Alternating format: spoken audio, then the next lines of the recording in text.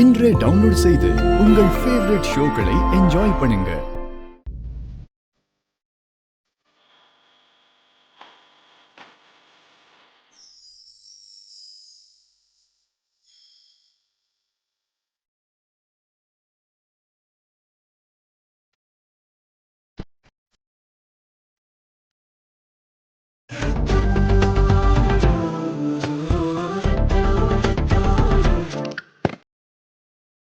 லக்ஷ்மி, இந்த ரூம்ல நீ என்ன பண்ற?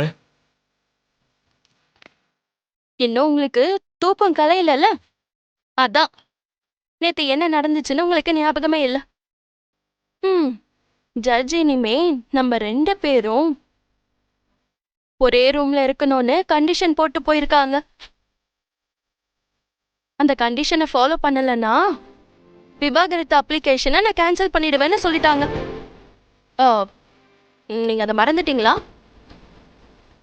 அப்படி மறந்துருந்தா ஒரு வாட்டி ஃபிளாஷ் கட்ஸை போட்டுக்கோங்க.